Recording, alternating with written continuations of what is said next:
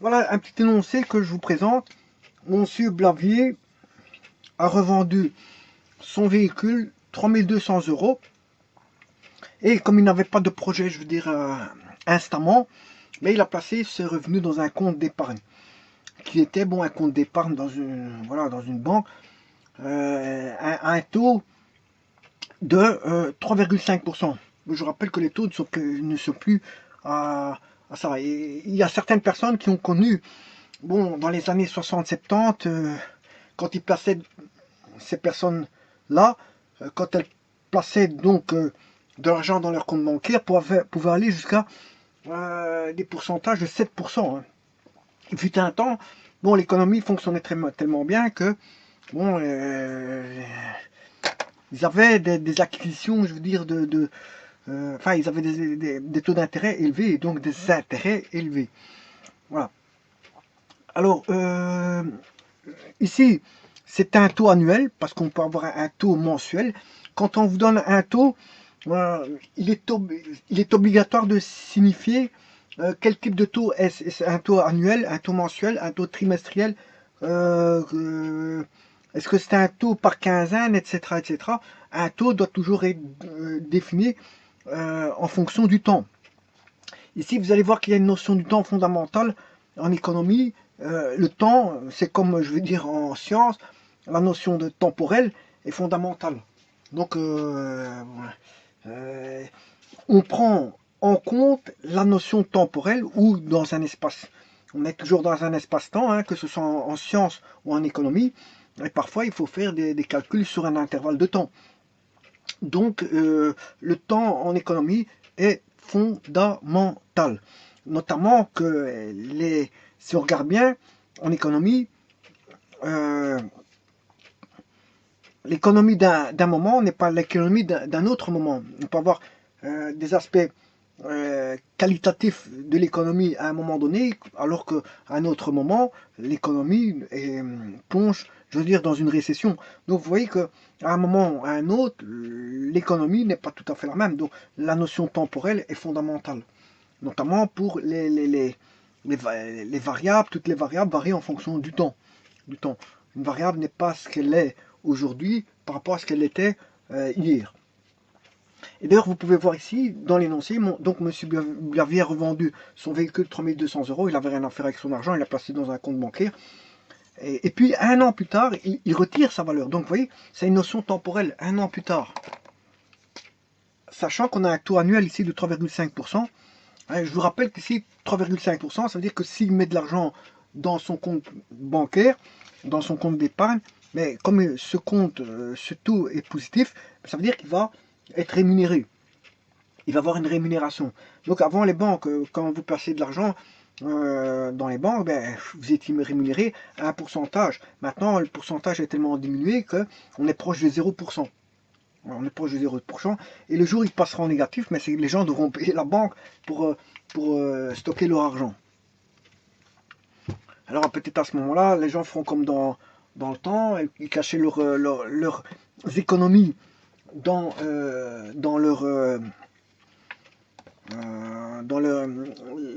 leur économie de leur cheminée. Mais tout le monde faisait ça, tout le monde savait bien que l'économie se cachait dans les cheminées. Mais avant, il n'y avait pas beaucoup de voleurs, contrairement à maintenant. Avant, il y avait quand même la notion de religion qui canalisait, je veux dire, les personnes quant à leurs méfaits. Donc, je veux dire, il n'y avait pas beaucoup de voleurs avant par rapport à maintenant. Maintenant, bon, la religion n'est plus ce qu'elle est. Ce qu'elle est, elle n'est plus ce qu'elle était. Et donc, à ce moment-là, bon, on a plus à passer un cap, alors qu'avant, il était plus que canalisé. Parce que il y avait on va dire, une morale.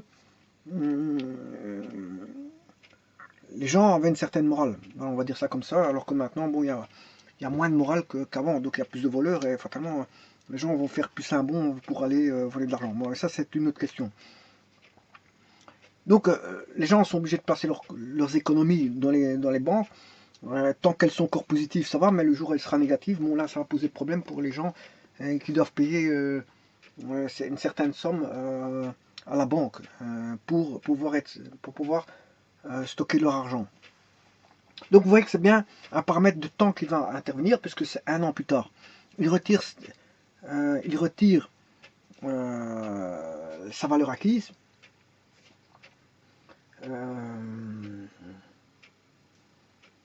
Par exemple, il va un an plus tard. Pourquoi il retire sa valeur acquise? Parce que tout simplement, il a peut-être des frais à faire. Il a peut-être, je veux dire, des frais sur, je sais pas moi, pas sur sa voiture, parce que s'il a acheté 3200, il va pas mettre 3200 € de frais sur sa voiture, mais il a peut-être des frais pour son logement, pour, je sais pas, des frais divers, et il doit payer 3200 €. Plus les intérêts qu'il va toucher. Donc il va avoir des intérêts par rapport à ça qui vont des revenus tirés de son stock d'argent, si vous voulez, de son épargne. Parce qu'un épargne d'argent, qu'est-ce que c'est? C'est tout simplement une zone de stockage où on met son argent. Bien sûr, l'argent est virtuel, c'est pas qu'on va placer des billets, quoi qu'il y en a qui ont un coffre, mais bon, ça c'est encore autre chose, mais l'argent c'est virtuel. Une fois que vous avez noté sur les valeurs bancaires, on sait bien que vous avez ça, c'est pas qu'on va mettre de l'argent dans un stock comme on mettrait des fûts dans un stock, ça n'a rien à voir. L'argent, c'est un petit peu du virtuel. Hein. Voilà, donc ici, un an plus tard, donc il retire la totalité de sa valeur acquise, plus les intérêts, parce qu'il fait face à par exemple des dépenses de transformation, par exemple dans son logement, dans son habitation. Voilà.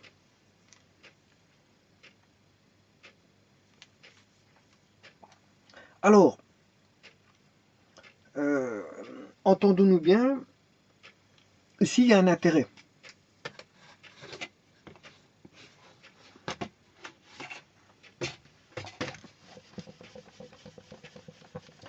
Ici, on va définir plusieurs choses. On va définir l'intérêt.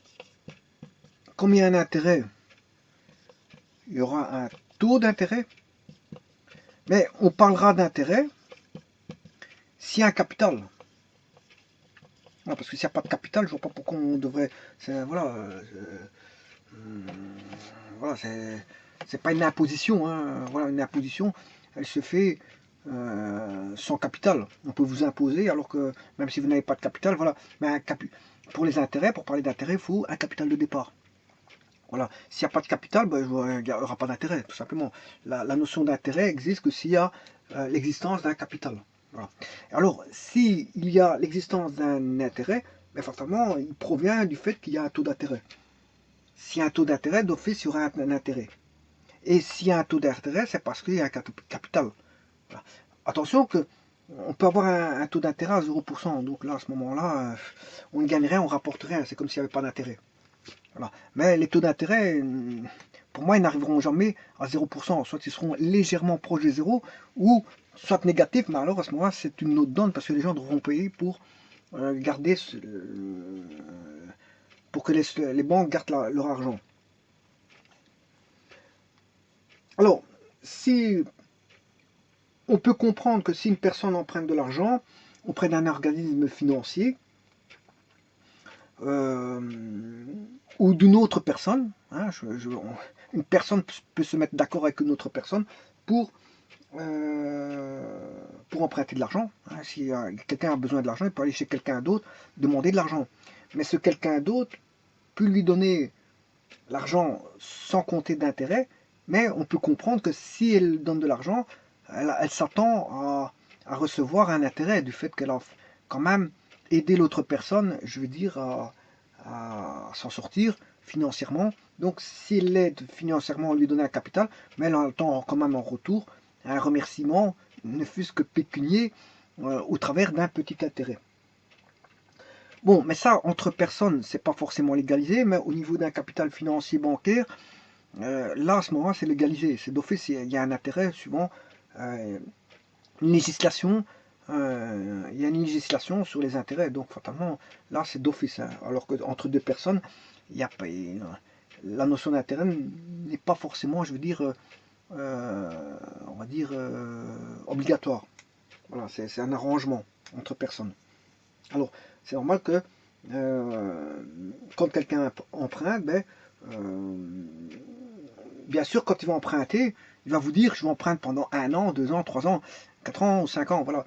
Et plus le temps est long, plus c'est embêtant pour la personne, hein, parce que on- la personne qui va recevoir son argent doit attendre longtemps pour la recevoir.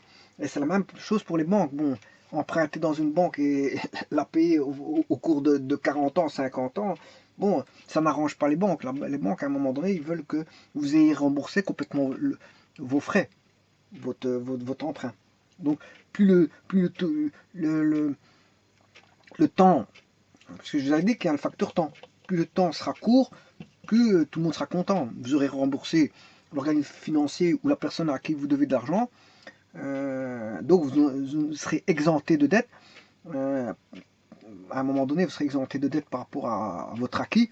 Hein, si vous achetez une maison, ben, hein, si vous avez payé complètement votre maison, ben, vous n'avez plus à payer la maison.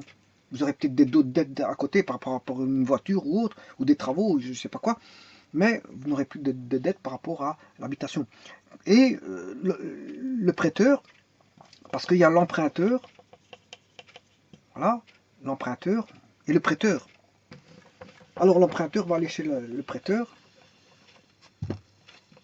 l'emprunteur va aller chez le prêteur.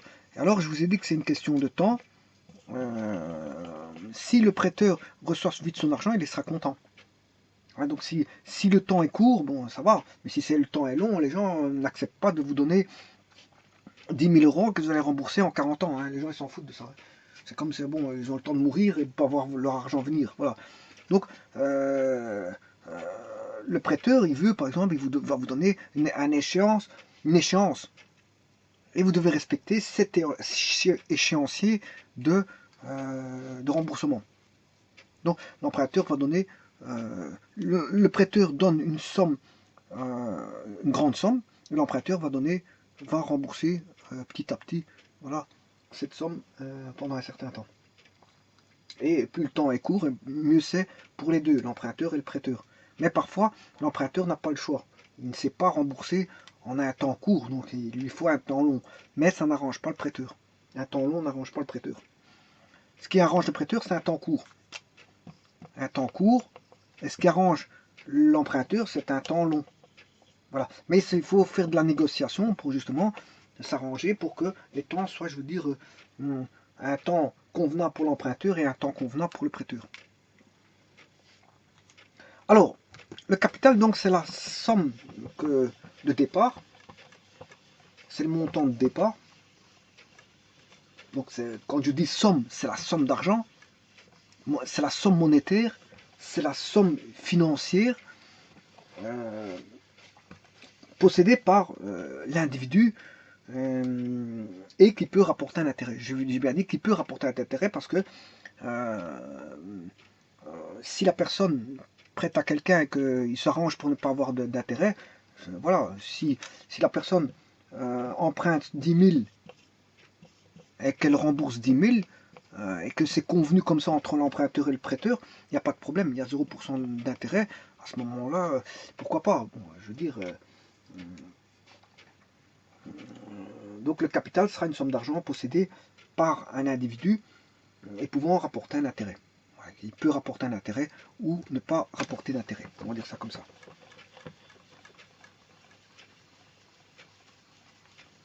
Alors, l'intérêt,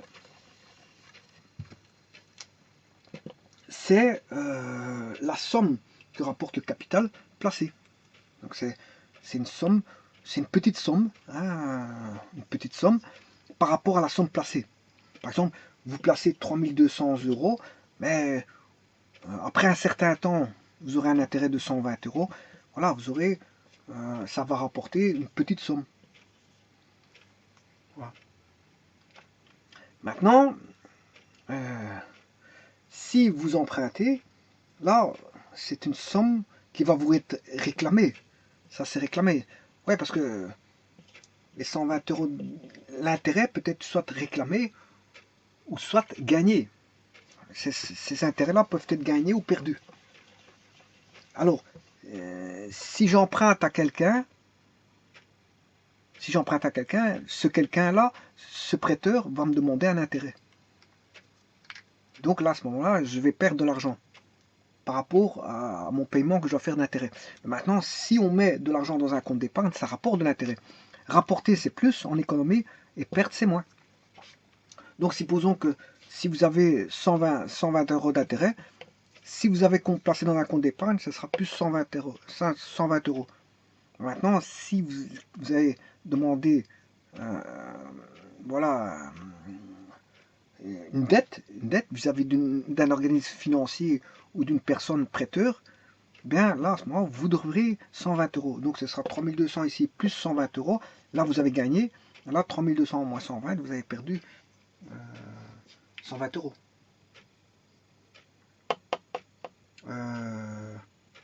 Oui, plus 120 euros. Là, ce sera plus 120. En économie, il faut bien voir, il faut faire très attention en économie parce qu'il y a la... Voilà, il faut voir où on se situe.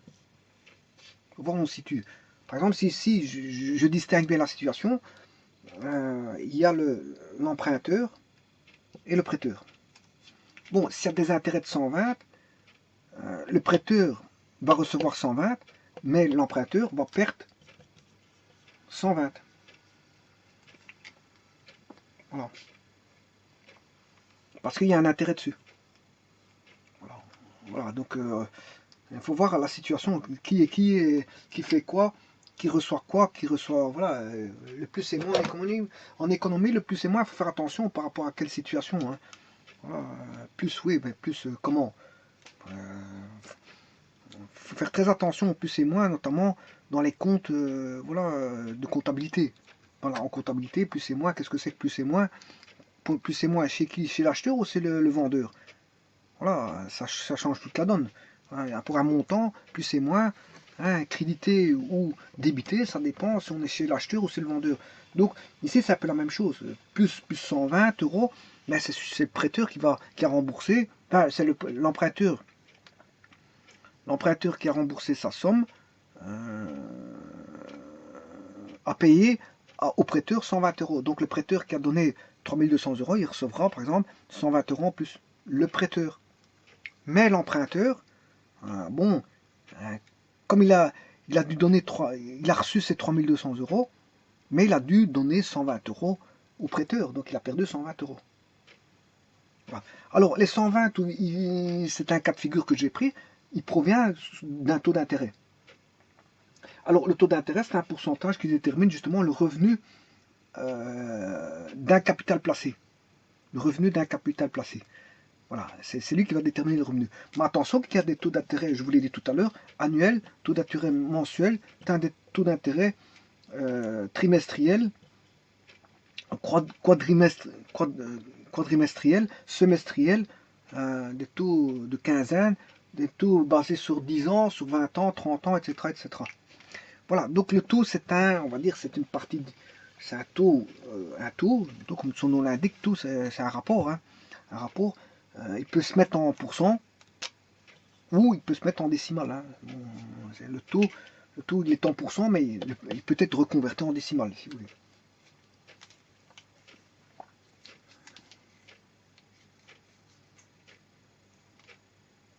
Alors, ici, il y a plusieurs types d'intérêts. Bon, ici, je vais voir ce qu'on appelle l'intérêt simple. Alors, l'intérêt simple, c'est un intérêt qui s'applique généralement au prêt.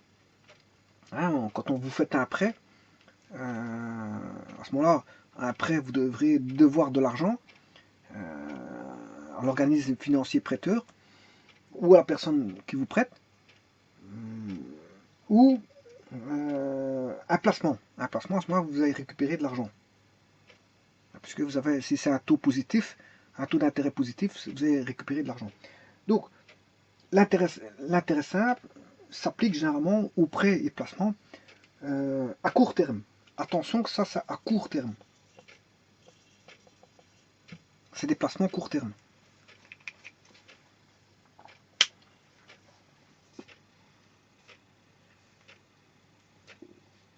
Alors, qu'est-ce que j'appelle court terme? Parce que bon, qu'est-ce que ça veut dire petit, moyen, grand? Bon. Mais on va appeler court terme quand c'est inférieur ou égal à un an. Voilà. Donc, vous utiliserez les intérêts simples quand on aura un intérêt à court terme, c'est-à-dire un intérêt en déant l'année. Voilà. Sinon, vous utiliserez un autre type d'intérêt que je verrai plus tard. Alors, comment est-il basé? On va faire notre calcul. D'abord, on va répondre à la question. Quelle est la somme retirée? Alors, on va faire notre calcul. Bon, la somme retirée, je vais calculer pour un an. Quelle est la somme retirée au bout d'une année? Alors, j'aurais pu le retirer. Le monsieur, Blavier, il aurait pu le retirer à un moment donné, au bout de 3 mois, au bout de 4 mois. Il n'est pas obligé de le retirer à la fin de l'année. Au bout de 5 mois, au bout de 6 mois. Voilà. À ce moment-là, le taux d'intérêt va jouer aussi. Il va jouer aussi. Et l'intérêt aussi, fatalement. Alors, pour ça, je vais faire un tableau. Et généralement, en économie, on utilise souvent les tableaux. Et les tableaux, bon, les tableaux sont utilisés dans des tableurs. Des tableurs où il y a des tableaux où vous pouvez faire des calculs sur des tableaux. Des valeurs dans des tableaux. Par exemple, je prends le cas de figure Excel. Excel, il y a, bon, il y a FileMaker Pro. Vous pouvez faire ça aussi avec une base de données, hein, pas de problème. Bon, ça reste, voilà, une base de données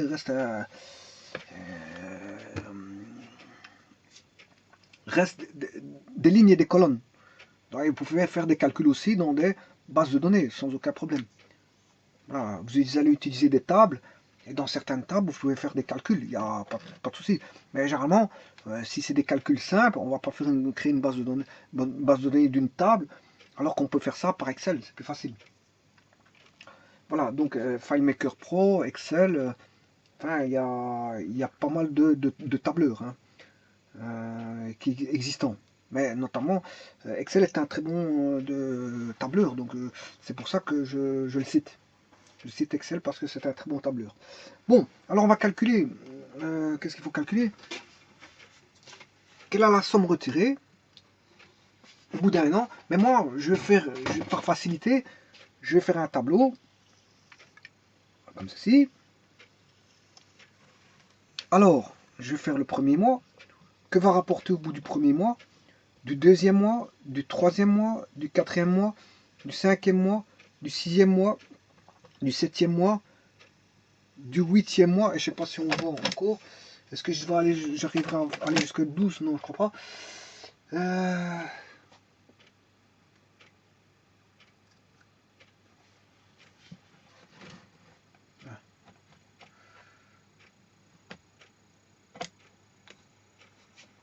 Voilà, de toute façon, ça ne va pas non plus. Alors, je vais faire dans une page séparée alors. Enfin, dans un tableau séparé. 9e mois, 10e mois, 11e mois et 12e mois. Voilà. Alors, ça c'est pour... Bon, le 12e mois qui est l'année. Hein. Voilà. 4, 5, 6, 7, 8, 9, 10, 11, 12. Bon, vous pouvez faire ça aussi sur GeoGebra. Bon, GeoGebra permet de faire ça aussi. Voilà. Alors, ici, je vais mettre l'intérêt et ce que ça rapporte, la valeur acquise durant le mois 1. Ouais, ici, il y a un petit problème. Parce que c'est un intitulé. L'intitulé, il est juste au-dessus. L'intérêt avec un taux de 3,5. Je vais mettre le taux d'intérêt de 3,5%, hein, qui est un très bon taux. Bah, si on doit recevoir l'argent, mais si on doit le payer, ce taux-là, bon, fatalement, c'est un grand taux. Alors, on a la valeur acquise au bout d'un mois, 2 mois, 3 mois, 4 mois, 5 mois, 6 mois, 7 mois, 8 mois, 9 mois, 10 mois. Donc ici, il peut le retirer quand il veut, hein. Et c'est ça que je regardais, la valeur acquise au bout d'un mois. S'il le retire au bout d'un mois, combien il va retirer? S'il le retire au bout de 2 mois, combien il va retirer? S'il le retire au bout de 3 mois, combien il va retirer? S'il le retire au bout de 4 mois, combien il va retirer?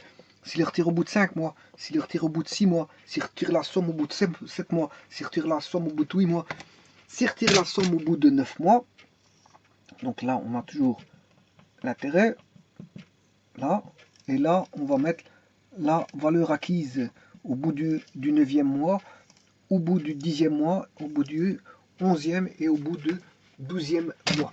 Par contre ici il faut que je descende ceci, comme ceci, voilà. Alors on va faire notre calcul. Au bout d'un mois, là l'intérêt va nous rapporter, donc on avait un montant de 3200 €, 3200 fois combien? On a dit 3,5%. Voilà. Ça fait combien ça? 3200. Vous faites ça par un tableau Excel, ça va plus rapidement. 3200 fois 3,5 divisé par 100. Voilà. Ce qui fait 112 €.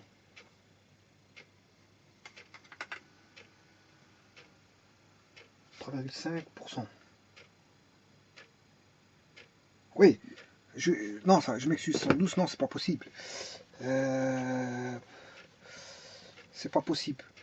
Parce que c'est au bout d'un mois. Donc c'est 3200 fois 3,5% fois un 12e. Justement, c'est parce que je retire au premier mois. Donc je ne récolte que les fruits du premier mois. Ensuite, c'est 3200 fois 3,5% fois 2 douzièmes. 3200 fois 3,5% fois 3 douzièmes. 3200 fois 3,5% fois 4 douzièmes. 3200 fois 3,5% fois 5 douzièmes. 3200 fois 3,5% fois 6 douzièmes. 3200 fois 3,5% fois 7 douzièmes. 3200 fois 3,5% fois 8 douzièmes. Ça, s'il le retire au bout de 8 mois, il va récolter ça, hein, en intérêt. 3500 fois 3,5% fois 9 douzièmes. 3500 fois 3,5% fois 10 douzièmes. 3500 fois 3,5% fois 11 douzièmes. 3500 fois 3,5% fois 12 douzièmes. Et là, on arrive à l'année. Voilà, l'année. Alors, pour simplifier mes calculs, 3,5%, c'est 3,5 divisé par 100. Bon, mais moi, je ne vais pas faire ça comme ça. Je vais faire 3200 divisé par 100 pour calculer à la machine 32 fois ceci. 32 fois 3,5. 32 fois 3,5. 32 fois 3,5. 32 fois 3,5. Parce que le 3200 est divisé par 100. Voilà, pour avoir plus facile ici dans mes calculs.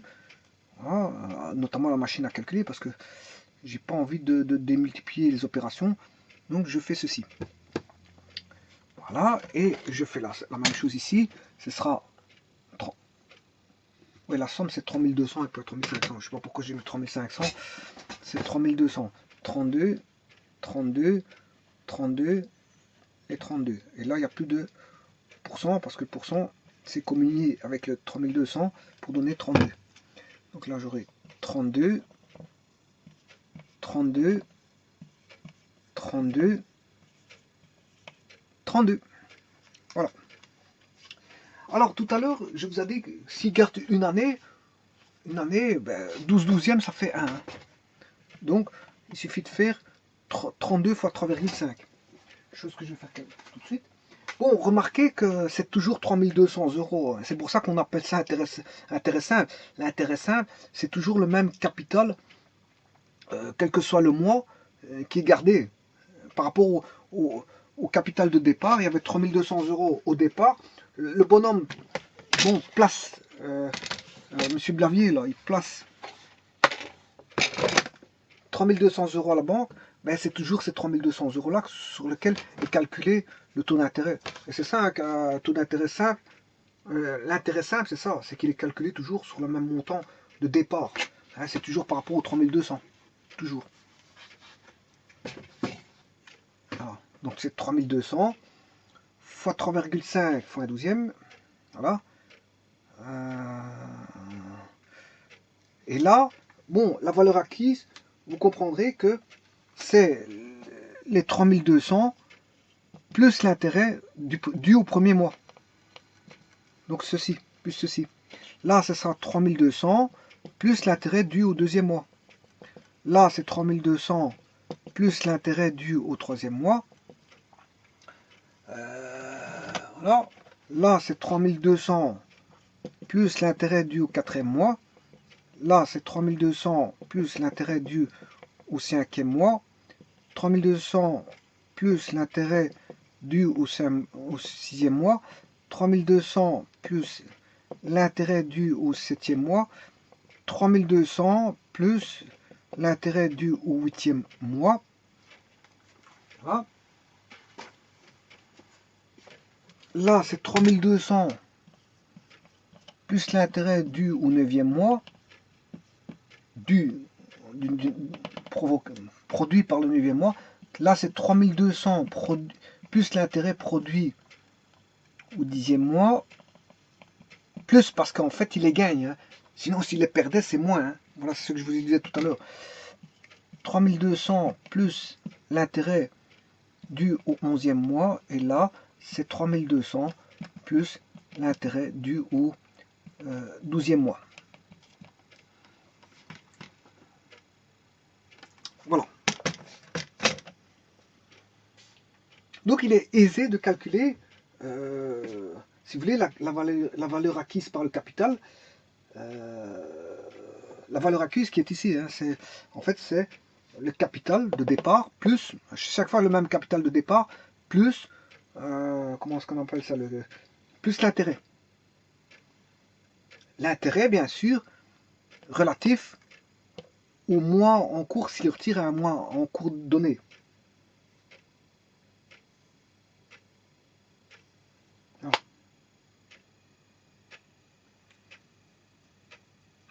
Donc, d'après ça, je peux tirer une formule. Si je veux calculer, je peux établir une formule facilement.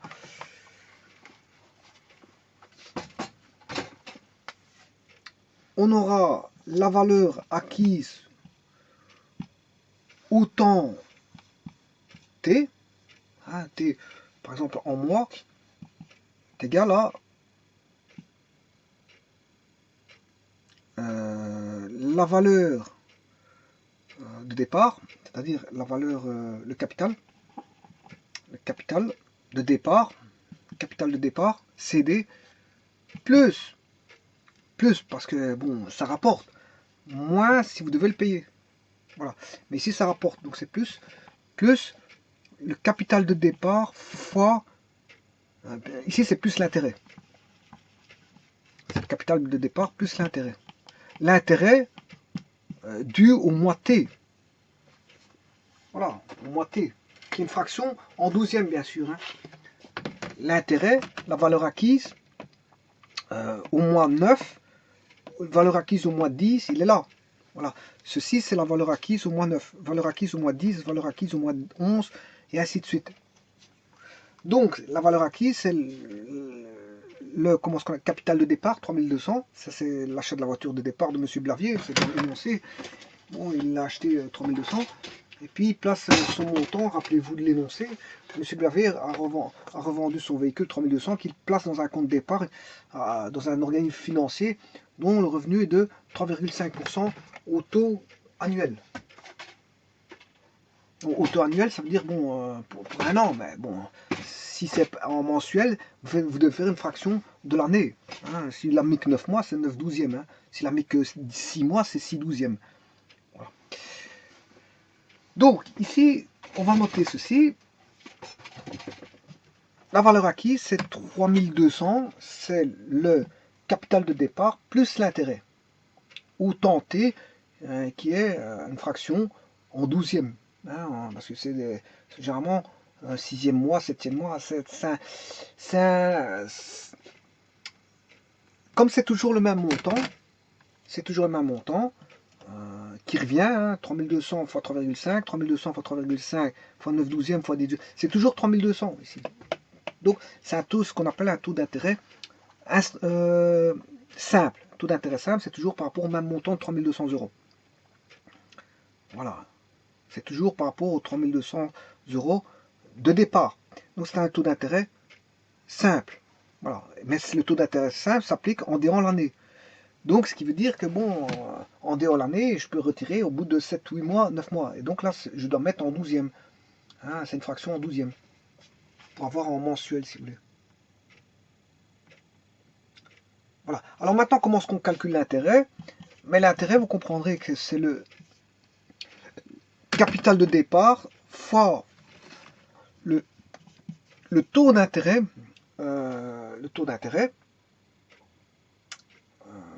Voilà, qui est ici un taux d'intérêt annuel, 3,5 l'an. Donc pour avoir en mensuel, il faut multiplier par une fraction en douzième. Voilà, multiplier par le temps T. Voilà, parce que ça c'est le temps T. Voilà, c'est le temps T.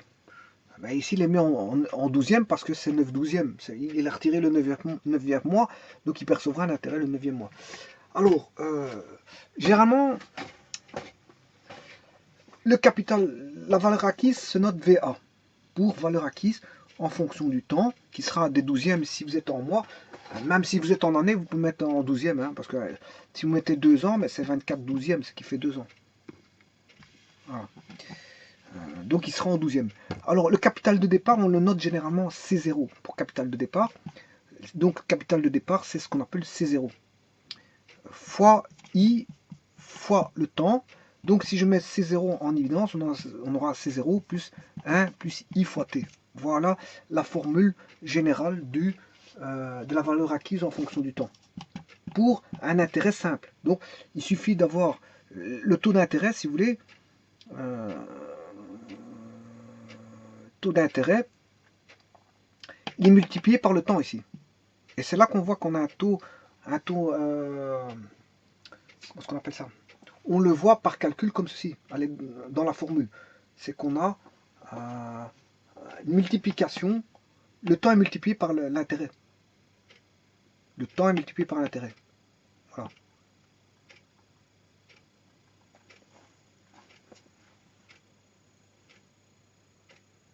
Alors, le VA, je vais calculer le tableau, hein, mais bon, c'est pas le plus important là-dessus. Bon, vous savez le calculer comme moi, voilà. Vous placez ça dans un tableur Excel et il va vous faire les calculs. Maintenant, ce que je vais faire, c'est tout simplement,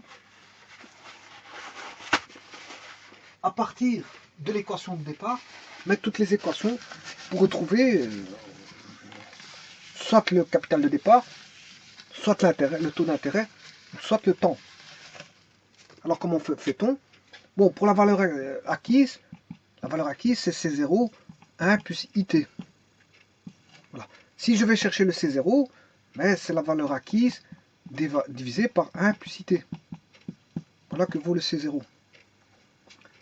Maintenant, si je vais chercher l'intérêt, on sait bien qu'on l'a vu, le I, c'est pas le taux d'intérêt, c'est l'intérêt, hein, I. Hein, en fait, c'est ce qui se retrouve ici dans le tableau, c'est C0 I fois T. Voilà, donc c'est l'intérêt, c'est C0 I fois T. Ou en d'autres termes, C0, si je distribue, plus C0 I fois T, là on retrouve l'intérêt I. Voilà. Ben, ça c'est l'intérêt. Pas confondre avec le taux d'intérêt. Voilà. Maintenant, si je dois rechercher le temps, ben, je dois rechercher le temps, ce sera la valeur acquise moins C0 sur C0I. Et là, vous aurez le temps. Et de même, comme le I est accouplé au T, ben c'est la même formule pour rechercher le I. Mais simplement, on aura VA, valeur acquise, moins C0, sur C0, T. Et là, on a I. C'est un peu les mêmes formules que celle-là, simplement on interchange le I et T, c'est normal parce qu'ils sont accouplés l'un à côté de l'autre. Donc fatalement pour chercher le I ou le T, ça se fait de la même façon. C'est VA moins C0, le tout divisé par C0 et divisé par I si on cherche le temps, et divisé par T si on cherche le I.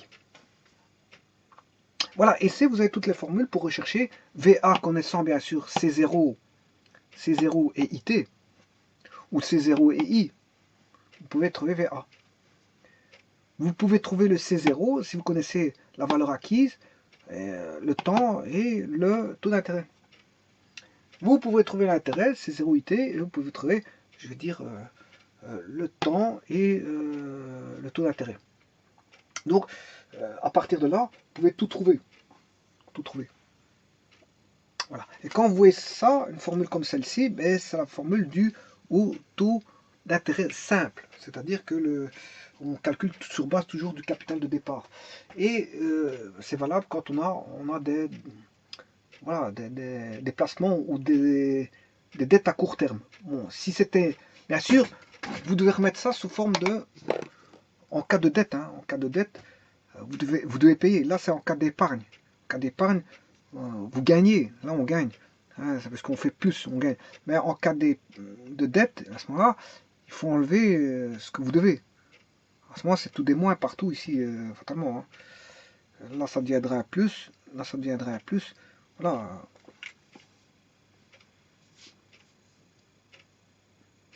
Non, ici, non, c'est pas là. Là, à ce moment-là, ici, c'est ça, c'est bon. Moins IT, ouais, le moins il sera là. Là, c'est toujours ça. Par contre, ici, il faudra inverser C0 et VA. Il faudra faire C0 moins VA. Voilà. Voilà, ce sera C0 moins VA parce qu'on aura moins IT, le moins va. Il ne faudra pas l'opposer ici. Comme ici, il faudra faire C0 moins VA en cas de dette.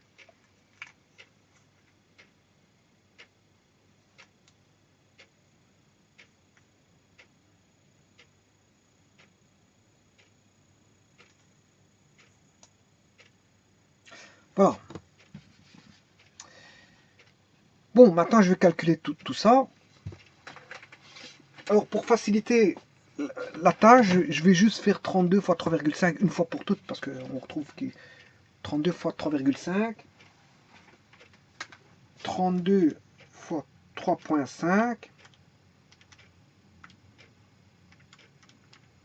ce qui fait 112. Ce qui veut dire qu'ici on a 112. Hein. Ma base ici, ce sera sur 112. 112, ça veut dire que là on aura 3200 plus 112. Plus 112, ce qui fait 3312 ici. Hein. 3312. Bon, je vais calculer à toute vitesse pour ici. Donc sur base de 112, là j'ai 11 douzièmes. Donc il suffit de faire 112 fois 11 douzièmes. 112 fois 11 divisé par 12.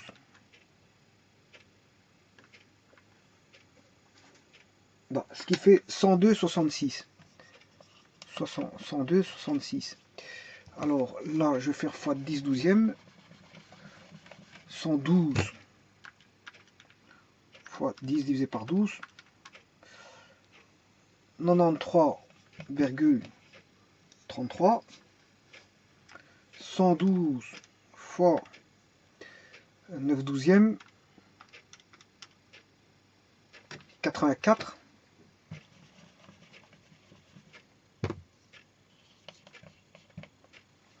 Voilà, et ainsi de suite. Hein. Bon, je peux vous laisser continuer. 112. Je vais tout effacer.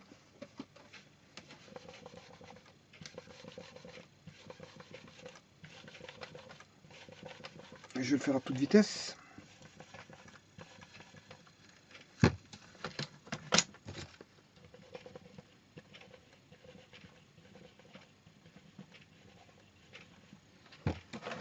Voilà. Alors, 112 fois 8 douzièmes, 74,66. 74,66. 112 fois 7 douzièmes, 65,33. 112 fois 6 douzièmes, 56. En plus,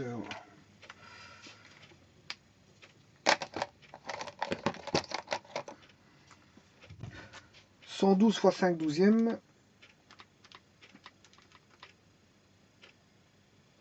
46,66. 112 fois 4 douzièmes, 37,33. 112 fois 3 divisé par 12, 28.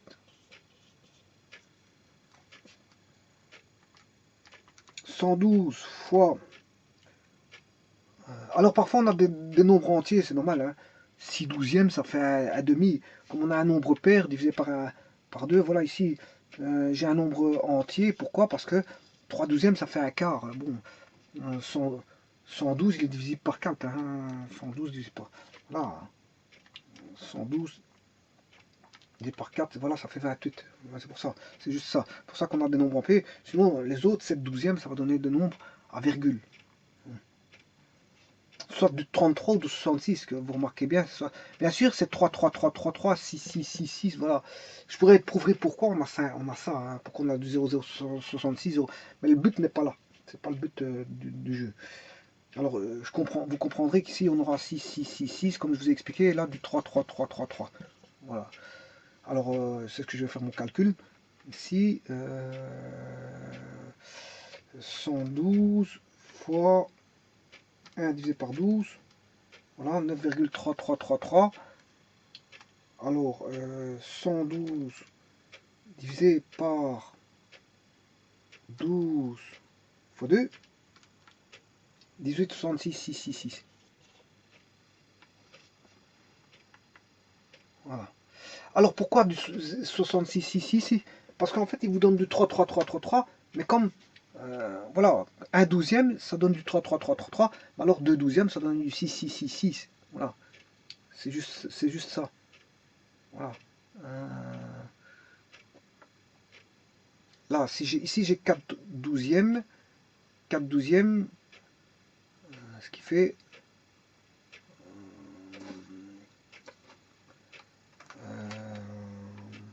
un tiers. Hein. 4 divisé par 12. Ouais, c'est ça, ça fait un tiers. 4 douzièmes, ça fait un tiers. Ça fera un tiers. Enfin bref, on peut expliquer ça. Donc ici, je vais avoir un entier à 6, un entier à 9, normalement. Ouais, c'est bien juste. Un entier à 9, un entier à 12. Ouais, c'est mon cas. Alors, je vais avoir des 3, 3, 3, 3, 3 pour 1, 4, 8, 1, 4, 7. 1, 4. Ouais, c'est tous les 3 plus loin. 3 unités en plus. 1 plus 3, ça fait 4. 4 plus 3, ça fait 7. 7 plus 3. Pour les 10, je dois trouver du 3, 3, 3. Ouais, exact, c'est bon. Et alors maintenant, pour le 6, 6, 6, 6, c'est pour le 2. Et puis 5, tous les 3 en plus loin. Donc 6, 6, 6, 6, plus 3, ça fait 5e mois, 6, 6, 6, plus 5, plus 3, ça fait 8, 6, 6, 6, c'est juste. Tout ça, c'est bon. Alors, je suis à 8 plus 3, ça fait 11. J'ai bien 6, 6, 6 ici. Donc, tout est bon. Tout est correct. Il n'y a pas de problème. Et maintenant, vous devez additionner. S'il retire le premier mois, mais ça fera 3200 plus son revenu ici de 9,33. Il touchera que 9,33 en plus. Il a retiré que le premier mois. S'il retire le deuxième mois, ben, il va toucher à 3200. Il va récupérer ces 3200 plus de 18,66 en plus. Voilà. Et la valeur acquise, c'est 3200 plus 9,33, ce qui fait 3209,33. Là, ça fera 3218,66 et ainsi de suite. Hein, vous pouvez faire la suite vous-même. Au bout du troisième mois, il va gagner 28 euros en plus. Au bout de là, 37 euros en plus. Voilà, et ainsi de suite. Vous calculez ceci. 3200 plus 9,33, 3200 plus 18,66, 3200 plus 28 s'il retire le troisième mois. Le quatrième mois, 3200 plus 37,33. Le cinquième mois, il va récupérer 3200 plus 46 euros. Voilà, 66. S'il retire le sixième mois, 3200 plus 56 euros, et ainsi de suite. Et en finalité, s'il retire à la fin de l'année, c'est là qu'il touchera le plus. Hein. 84, 93, 162. Ah, là, il y a un petit problème. C'est pas 162. Parce que là, si j'ai... Ça doit aller en augmentant. Ça doit être... augmenter, ça doit être... diminuer, c'est dégressif. Et là, ça augmente. Donc 9, 18, 28, 37, 46, 56, 65, 76. Voilà. 84, 93. Par contre, ici, il y a une erreur. Pour 11 douzième, c'est pas ça. Je vais refermer le calcul pour 11 douzième. Parce que la plus grande valeur, elle est là. Hein. Ça augmente. C'est croissant. C'est croissant. Voilà, je ne peux pas avoir quelque chose qui est plus grand juste avant. Donc, on va faire ça. 112 fois 11 divisé par 12. 102. Pas 162. Voilà, ici j'ai 102. Voilà. Donc ici, 3200 plus 102. Et la plus grande somme sera, plus vous gardez longtemps et plus vous aurez, je veux dire, des intérêts. Voilà. Voilà. Et bien voilà, ça c'est ce qu'on appelle le calcul des intérêts simples. Voilà, je vous remercie.